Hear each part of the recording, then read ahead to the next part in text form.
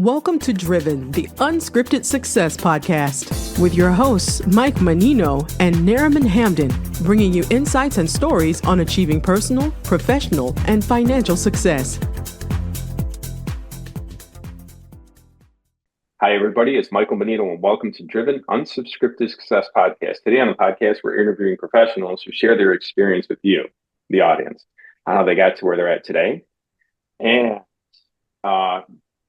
zooming from the beautiful island of, well, it's not Jacksonville, Florida. You're up in Colorado right now, right? Where are you at, Kevin? I'm in Glenwood Springs, Colorado, in the Roaring Fork Valley. Nice. Beautiful up there. Beautiful country. So how long are you there for? Well, my wife and I came out here June 1st, and we're leaving like September 7th. I'm going to get back to Florida because miss the humidity and the hurricanes. Yeah, it's funny, right? The way you said that, I miss the hurricanes. Like nobody. I lived out there for 2 years in my small journey in Florida. I was there for 2 years, and Helene flooded my house. And then, so I was like, wow, it hasn't been a hurricane in that area since the house that I lived in was built. But the 2 years I lived there, let's enjoy a lot of water. So, Kevin, do me a favor. Tell everybody where you're at now and how you got to where you're at today. Oh, my goodness. How much time do you have? So I am a licensed marriage and family therapist. I have two jobs. I have a private practice. It's a little small boutique private practice called Petersen Family Counseling. Okay. And we have an office in Denver and a virtual office in Florida. And we specialize in working with families that are struggling with addiction. That's a tough field. Yeah. And we can talk a whole bunch about how I got there and why, and well, do a quick tutorial of how you got to where you're at, because there's a lot of times that people don't understand when you're successful. Sometimes it takes a lot to get to where you're at. Absolutely. That's my side job. My day job is I'm the director of family services at an amazing treatment center in Carbondale, Colorado called Jaywalker Lodge. Just wanted to get that out. Beautiful. How did I get here? So that's a great question. So I grew up in Palo Alto, California. I'm the fourth generation born in the state of California. Is that amazing or what? Nice. Yeah. All in northern. Usually nobody's born there. Everybody's comes from somewhere. It's like Florida, Yeah. And Colorado. Colorado. I grew up my dad was very successful. I grew up in this big, beautiful home, and everything on the outside was amazing and incredible. We had beautiful cars, beautiful trips, beautiful everything. But on the inside, we had a big secret. And the secret was my mom struggled with prescription drugs and some mental health issues. And so I grew up in that environment. About 13, 14, started experimenting with drugs and alcohol, and turned out the experiment went really well. I really liked it and sort of jumped into the deep end of the pool. And, I always tell people that between like 13 and 18, I actually could manage my drinking and drug use, which when you say that to people, they're like, what? Isn't that called a functional alcoholic or functional addict? We can talk about that. There's no such thing. There's no such thing. Okay. There's no such thing. So, because if you're an alcoholic or an addict, you're not functional, and that's just how it works. But I've written 2 books also. Okay. Well, what are the books so people could hear? A lot of people have written books, and this is important. And this is a topic that is near and dear to me. I know a bunch of people like that. Yeah. The book is called Chronic Hope, Families and Addiction. It's available on Audible. It's available on Amazon. You can, go to my website and see it there too. So then I went to USC in 1982, the University of Southern California, which is where the wheels really came off and all hell broke loose with my drinking, my drugs, and my behavior. And, what ended up happening is that in 1987, my parents, mind you, were going into 6 years in college, and my parents were like, hey, what's going on? When are you going to graduate? And I'm like, that is a good question. And I turned in the paperwork. And, when you do that, you get generally one of 2 letters. This is letters because we're in 1988. Right. There's no emails. Tell the younger audience. There's no emails at that time. Way back in the Old days. In the Wayback Machine. You get a letter that says congratulations, or you get a letter that says, hey, you need to do this, this, and this. Right. I got a handwritten letter that said, what, are you out of your mind? You're not even enrolled at this university, and you owe us like 10 grand. You're on academic probation. You're on behavior. Everything like that. True. Did you want to tell your mom and dad that? Well, what I told them was, hey, guess what? I'm graduating in May. and so I rented the cap and gown. I ordered the announcements. And on May 9th, 1988, I faked my graduation from college. Wow. Yeah, that's my big gangster move, and it was at 8 a.m. in Southern California and Los Angeles. And I was drunk. I would have been drunk all week. At 8. And, went to the big, there's like 5,000 people, right? So you just stand up, sit down, listen to it was like the president of Columbia or something. I don't remember. And then you go to your satellite, and I had been an economics student. And so I went to the satellite with my family and my friends, and there you just fill out a piece of paper and they say your name and you give you an empty diploma holder, right? Right. They're pretty much everywhere, right? That's standard. Then now, all different. And so I filled mine out. Kevin Petersen, economics, dean's list. Why not? I didn't say which dean. And my dad was which dean's list? That was on the dean's list too, but it was criminal activity. So, and then I went back to Palo Alto and bartended and sold weed because that's what you did in 1988. And well, that's what I did. And 2 years later, my dad sat me down and said, you're my only son and I love you, but you're completely, can we swear? Yeah. You're completely full of shit. You're an alcoholic and a drug addict. You never graduated from college. Oh, he found out. Oh, he figured it out. They put 2 and 2 together. And when they called me out and challenged me, and I was like, yeah, whatever. And he's like, but until you start living a different way of life and start coming clean, we don't want anything to do with you. And I lived in that's the tough love that they had to do, right?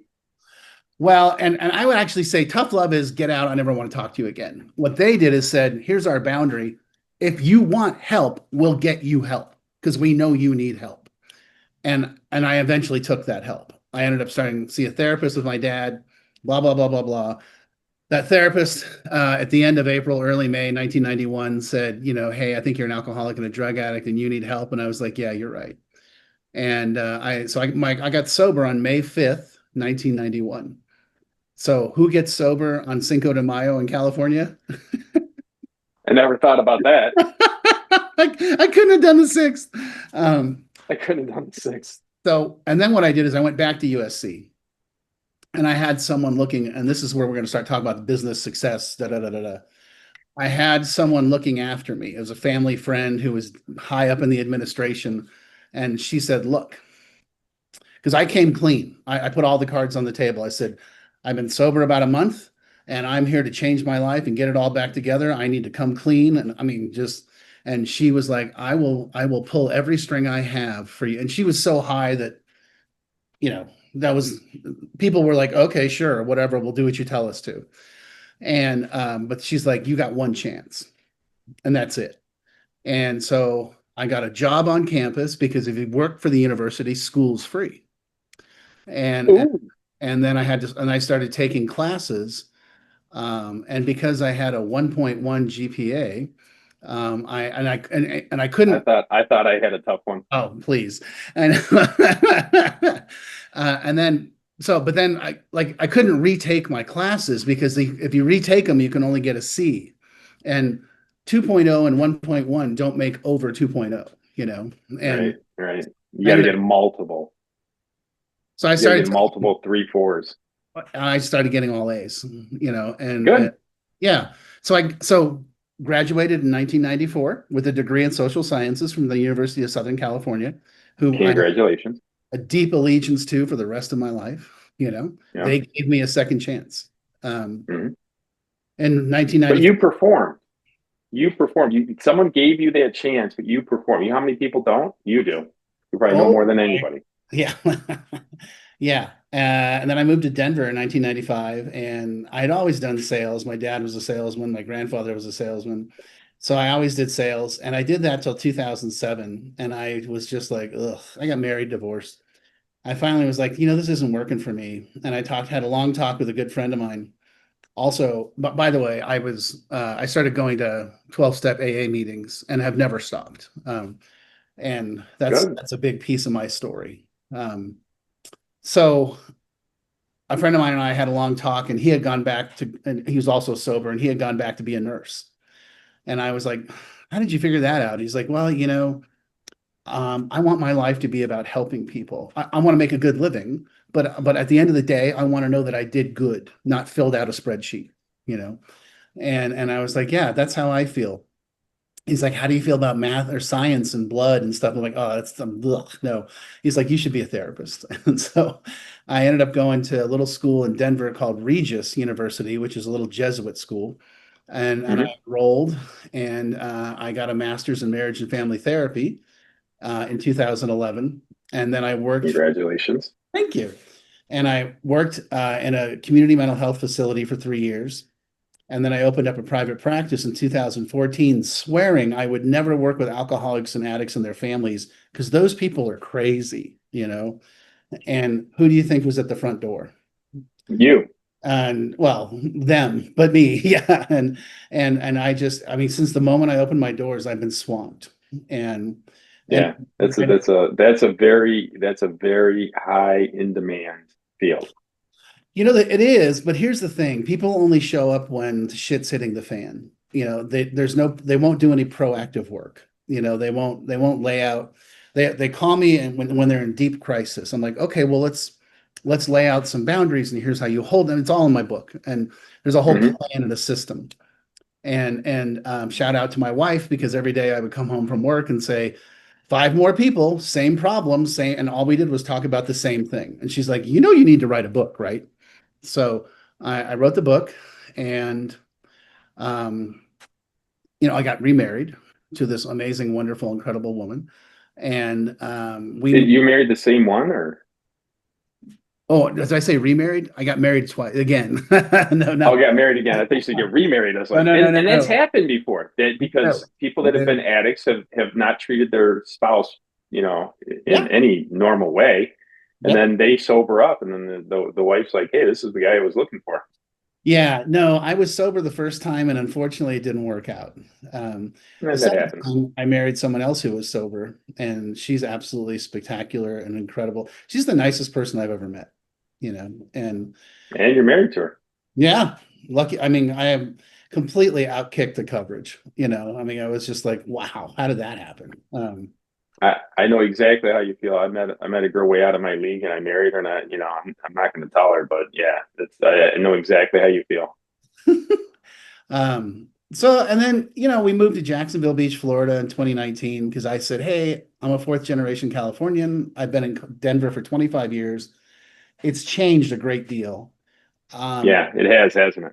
yeah, it's great. I love Denver. Don't get me wrong, but that's not what I want. I said, I want to live at the ocean is what it comes down to. Mhm. And There you go.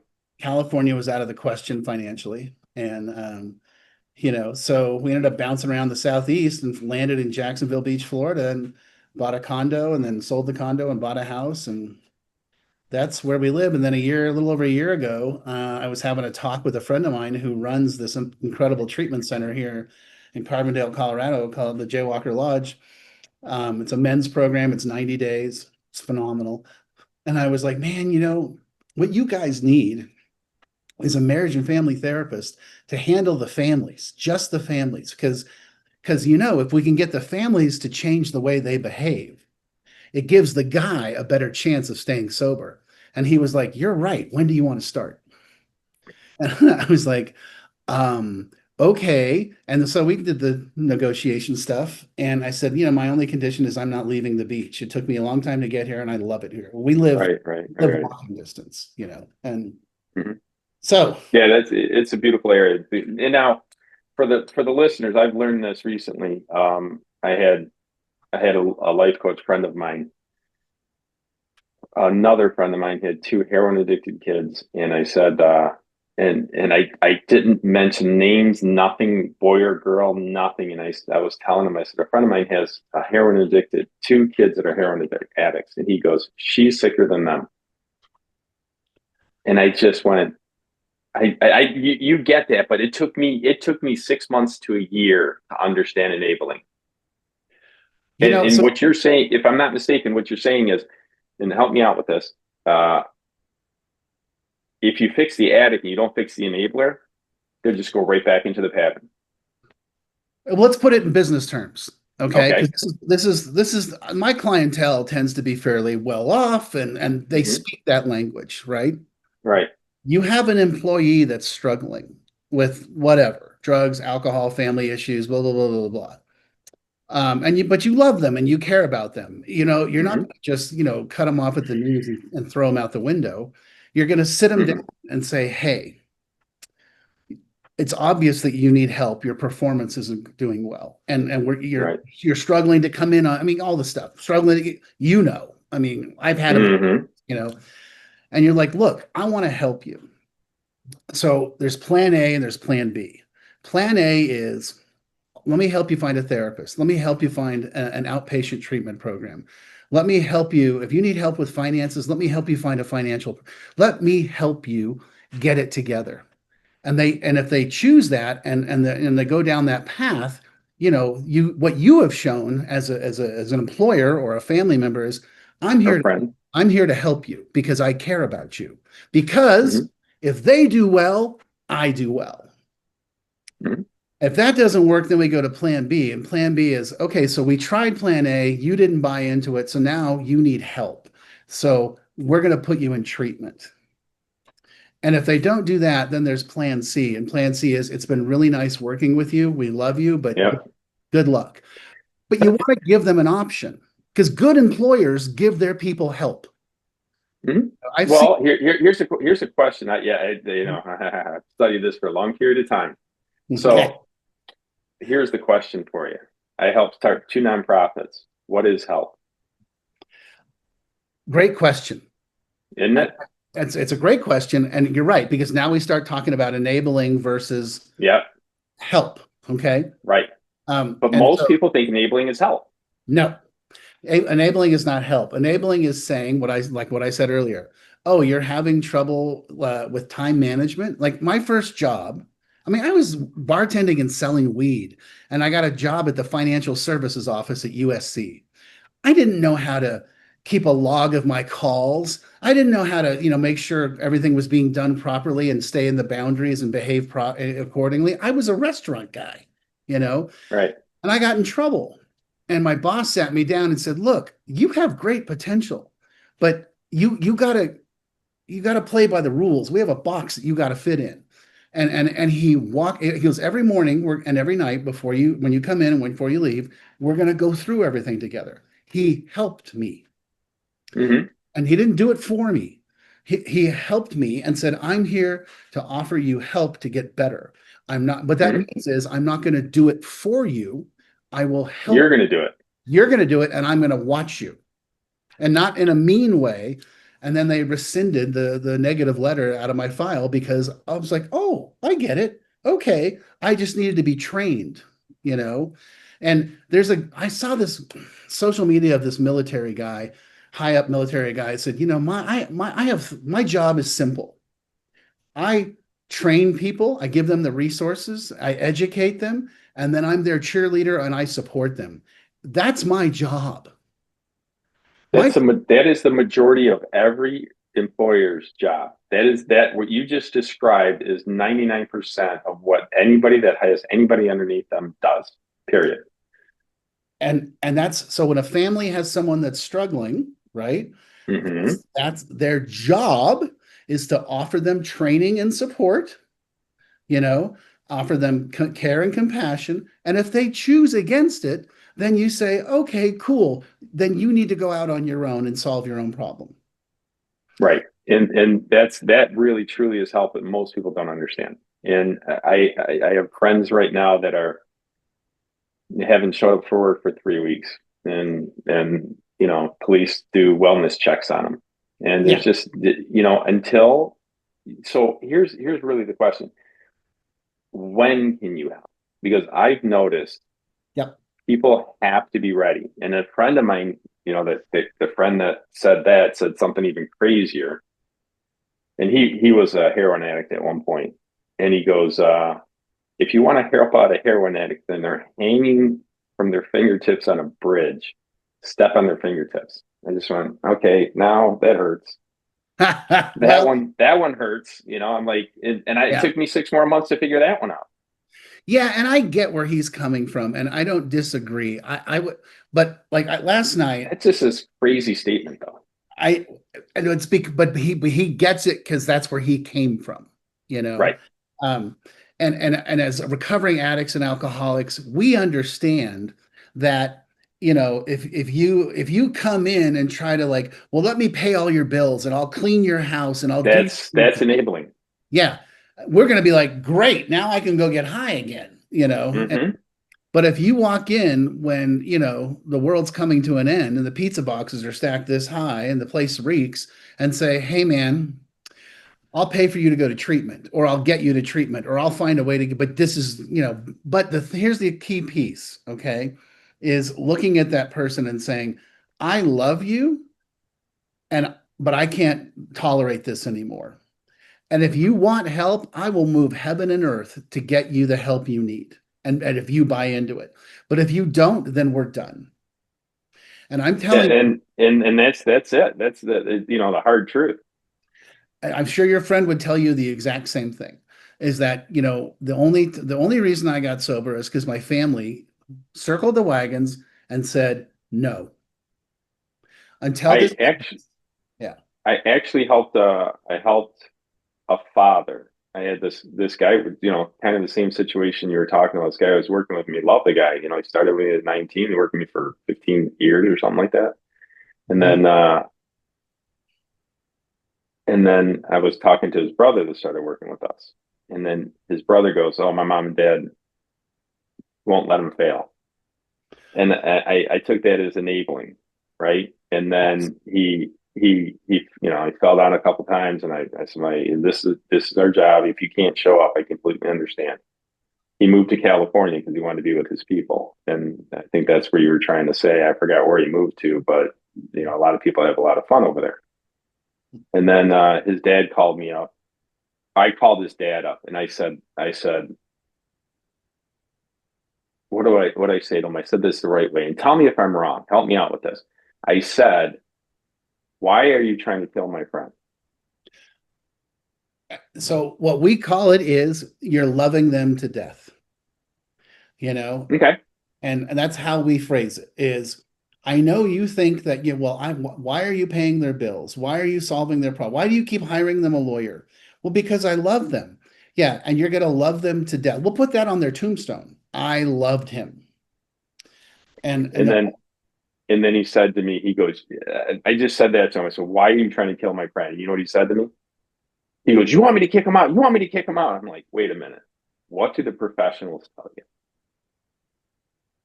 Right? I want you to do what because I know you're not. And families always think it's either I take care of everything or I put him on an island in Antarctica and act like he doesn't exist. And there's a total in between. And the in between is saying, hey, I love you and you need help. And I'm willing to help you get that help. But it's your choice. It's your decision. However, if you continue to choose the drug and alcohol lifestyle or whatever, the crazy lifestyle, I'm going to keep some boundaries with you, and that means no financial support. You're not living here. No. But that offer stands 24/7, 365. When you wake up one day and stick your head out of the hole and say, I need help. Great. We got you.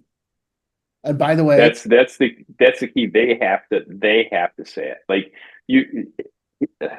I've seen a lot of times, hey, there's this treatment center. We need you to go to the treatment center. Yeah. And then they go to the treatment center and come out and not be treated, not accept the treatment. Well, and it's like they got to say, hey, this is I need to go there. They got to be able to wave the white flag, and say, Right. Right. That's a good way of putting it. They got to wave the white flag. I like that. well, we call it surrender. You got to surrender, No, that's the right term I was looking for. I always had a hard time describing that. They have to surrender. They have to come to the conclusion that they don't have the answer.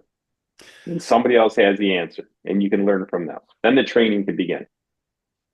And now we've offered them training, we've offered them resources, and we've offered them support and cheerleading.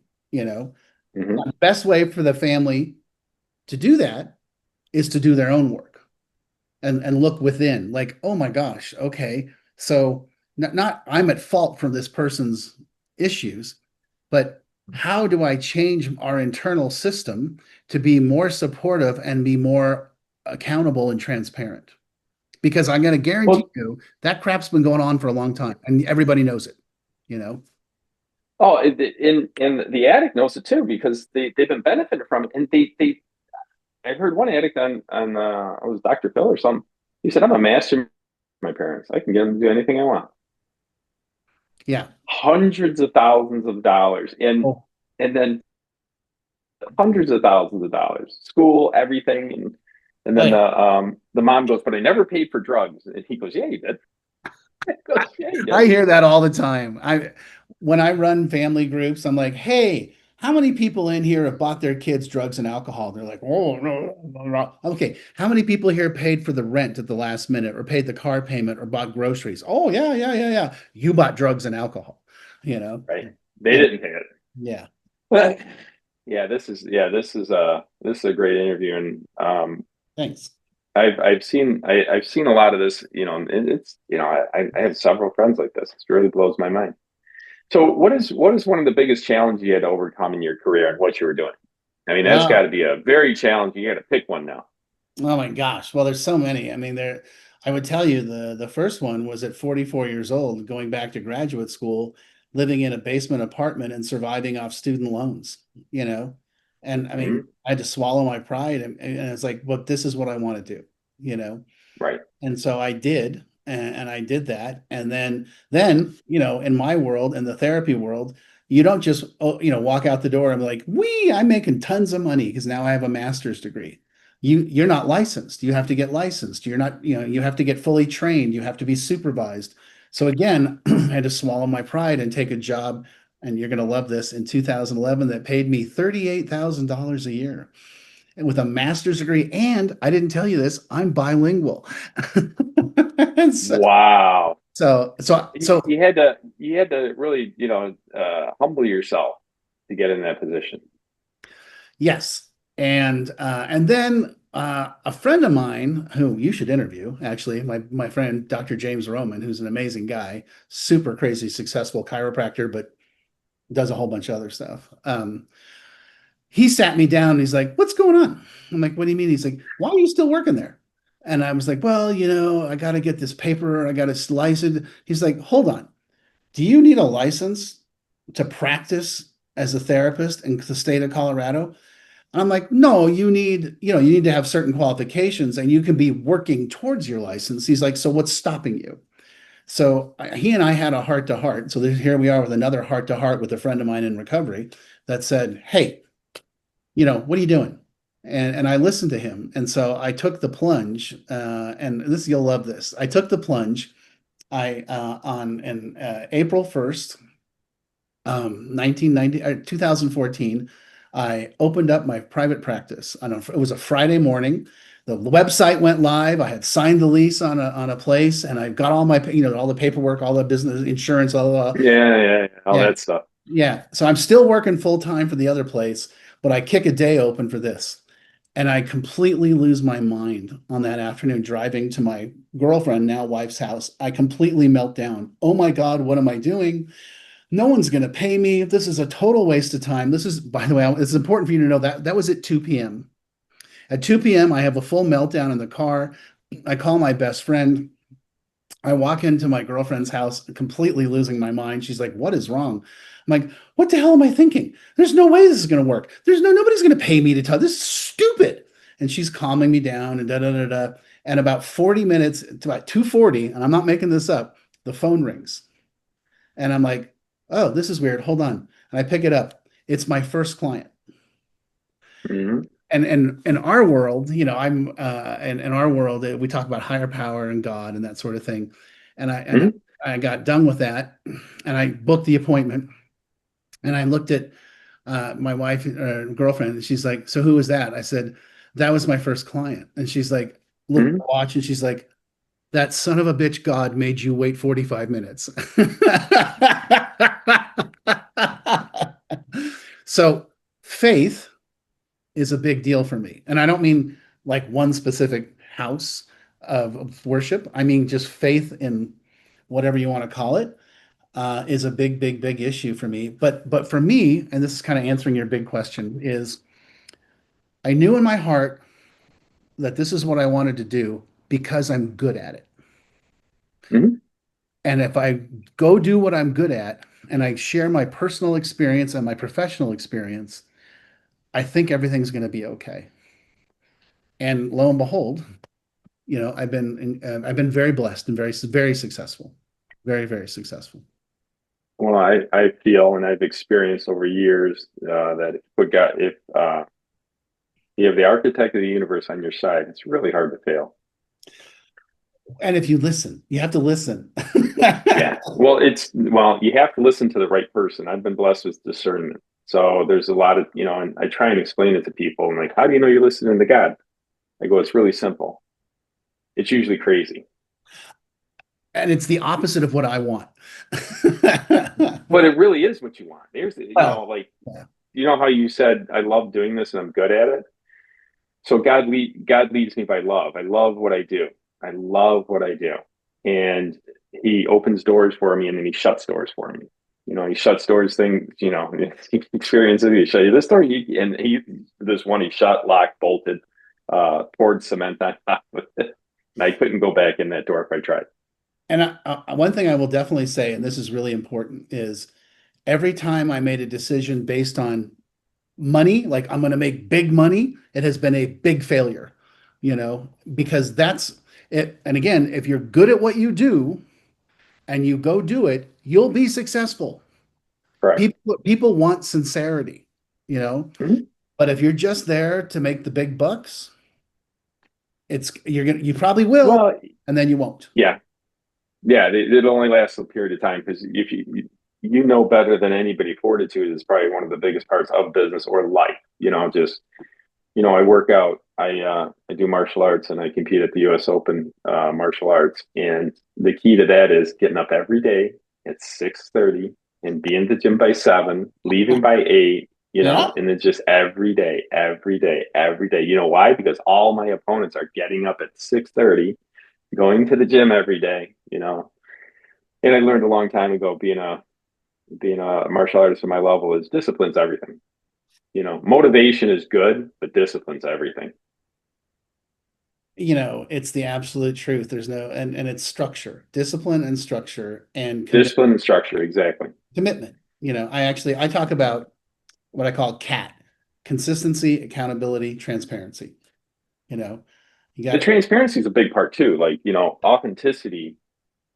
Obviously, if you're not honest with yourself, you can't even get into recovery. Well, right. And people will smell it out. They're like, he's just doing this for XYZ. And, So his parents will pay for his apartment for another 6 months. Exactly. And the transparency and the authenticity are just so critical. Let me also have a phrase in recovery called fake it till you make it, which means early on you might be doing it because you think you have to or somebody else told you, but you're not dead. So eventually over time you notice, oh, hey, I'm 6 months sober and I got a job. Maybe Right. it's good. We'll take that. So yeah. Well, the small wins. Yeah. Yeah. Sounds like things are going well for you now, and you've had a rough life. But it sounds like you finally got to the part where you need to be, and thinking in the future. Curious, you ever considered ways of making passive income? How have you ever done that in your life? It's funny you should say that. I did. I put together a video course There you go. on what I do, and it's available. And I can't give it away. No. You got to Yeah. you got to sell it. No, I'm saying I've been trying to sell it, and the problem I think is my gig is people only come when the house is on fire. Right. Then they're like, we need you to parachute in and fix the problem. We're not reading a book. We're not watching videos. Solve my problem. And so I try. Their lack of planning is your emergency. Well, yeah, unfortunately. Sorry. Yeah. So. Well, I would try and sell. I would try and sell any course, anything that works for helping people, because better than anybody. And it's you can name it here. Maybe I can help you out of marketing. Name it, stomping out fires. I've tried for 5 years. We can really? It's tough. It is tough. Well, I can talk to you a little bit about that later, but I can't thank you enough for the interview. Wrapping it up, what do you got exciting plans for the next 6 to 12 months? Oh my God. That's a great question. I commute back and forth between Jacksonville and Carbondale, Colorado, and my wife and I are trying to sort through that and make it a consistent environment. And that's really cool. I would say sort of the next thing that's going to happen is, you know what? Okay, here's what's going to happen. I'm talking about a third book. Okay, there you go. And this is going to be more of a life story. So, I think that's what I would say the next big happening is going to be. Kevin Petersen's memoirs? Yeah, I'm not sure maybe we'll call it The House on Fire or something, Stop it. I was saving, that'd be like,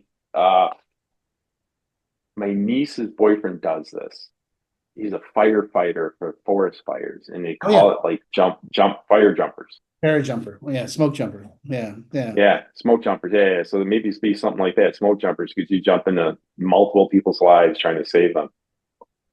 I'm open to all sorts of ideas and thoughts, but I think it starts with what we're talking about is me putting it all down in a book and because in the first part in my current book, the first part is my story, and that tends to be the part people really reflect on. So, yeah. Mm-hmm. Well, I'm sure they can relate. You're not the only person who's done this. Yep. Oh yeah. Hey, Kevin, listen, thank you very much for the interview. Wondering if people want you to run off your books and how to get in touch with you. So the website, and I'll send it. You can put it up. It's Petersen Family Counseling, and it's Petersen with an E, not an O. Yeah, I've noticed that. That's awesome. We're Danish, not Swedish. There you go. And but Petersen Family Counseling, it's on Amazon. If you just type in Chronic Hope, and you'll see there's 2 books. One's a short one called Parenting the Addicted Child. Families in Addiction is the other one. That's the best way to find me. And you can email me or text me or call me and on the website there. So, yeah. Sounds good. Thank you very much for being on the show. Really do appreciate it. And for all the listeners, thank you very much for listening. Like, subscribe, and hit that notification bell. We really do appreciate it. Thanks, Kevin. Thanks for listening to Driven, the Unscripted Success Podcast. Want to share your story? Apply to be a guest at drivensuccesspodcast.com/guest.